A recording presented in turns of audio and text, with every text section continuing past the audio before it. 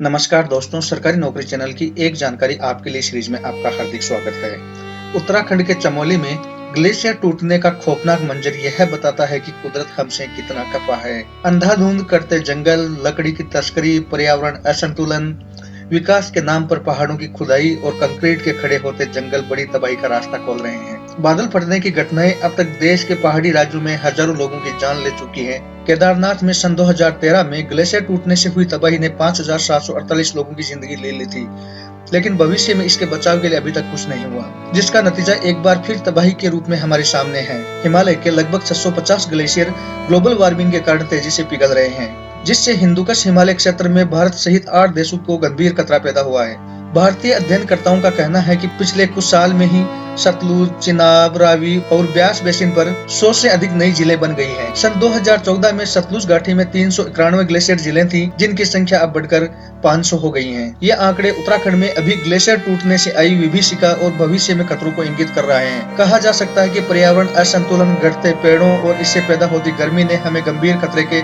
मुहाने पर लाकर खड़ा कर दिया है। यदि ग्लोबल वार्मिंग के खतरे के मद्देनजर चलाए जा रहे ग्लोबल क्लाइमेट प्रयास नाकाम हुए तो साल 2100 तक हिमालय क्षेत्र के 2/3 ग्लेशियर पिघल चुके होंगे। हिमालय से लेकर ग्रीनलैंड तक ग्लेशियरों के पिघलने का क्रम बढ़ता जा रहा है। ग्रीनलैंड और अंटार्कटिक में बर्फ की परत लगभग हर साल 400 अरब टन कम हुई है। इससे न केवल समुद्र के स्तर के बढ़ने की संभावना जताई जा रही है, बल्कि कई देशों के प्रमुख शहरों के डूबने का खतरा भी बढ़ता जा रहा है। जो शहर समुद्र के बढ़ते स्तर से ज्यादा प्रभावित होंगे, उसमें भारत की आर्थिक राजधानी मुंबई और पूर्व राजधानी कोलकाता जैसे बड़े शहर भी शामिल हैं। एक रिपोर्ट के मुताबिक अमेरिका के 70 और 80 के दशक में अंतरिक्ष में भेजे गए जासूसी उपग्रहों से मिले चित्रों को 3D मॉड्यूल में बदलने से किए गए शोध में खुलासा हुआ है कि सन 1975 से 25 साल तक हिमालय रेंज के ग्लेशियर जहां हर साल 10 इंच तक घट रहे थे, वहीं सन 2000 से सन 2016 के बीच हर साल औसतन 20 इंच तक घट रहे हैं। अध्ययन में पाया गया है कि 2000 किलोमीटर से ज्यादा लंबी पट्टी में फैले हिमालयन क्षेत्र का तापमान 1 डिग्री से ज्यादा बढ़ चुका है,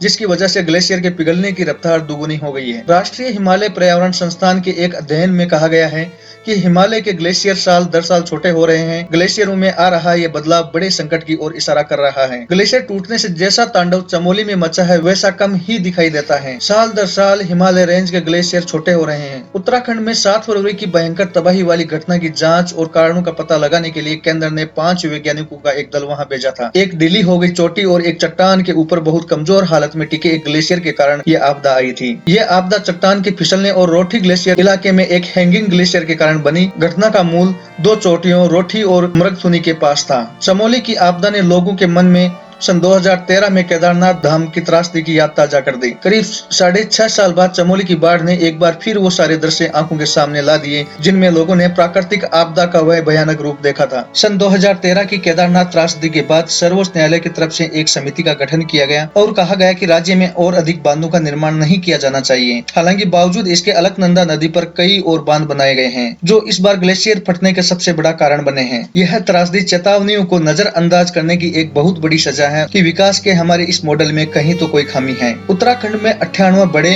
मध्यम और छोटे बांध हैं। इनमें से 50 पनबिजली परियोजनाएं अकेले अलकनंदा और भागीरथी बेसिन पर हैं। इसमें कोई संदेह नहीं कि यह त्रासदी पर्यावरण के साथ हो रहे छेड़छाड़ के कारण हुई है। आज हर एक संवेदनशील व्यक्ति के मन में ये सवाल उठ रहे हैं कि आपदा के कारण क्या थे, हमने पिछली भूलों से कोई सबक क्यों नहीं लिया। केदारनाथ और उत्तराखंड में हुई इस त्रासदी से अब हमें और सरकार को एक बहुत बड़ी सीख लेनी चाहिए, जिससे आने वाले समय में ऐसे खौफनाक मंजर को हमें दोबारा ना देखना पड़े। तो दोस्तों, आपको मेरे द्वारा दी गई ये जानकारी अच्छी लगे तो सरकारी नौकरी चैनल को आज ही सब्सक्राइब कर बेल आइकन पर क्लिक करना ना भूलें और वीडियो को ज्यादा से ज्यादा शेयर करें। धन्यवाद।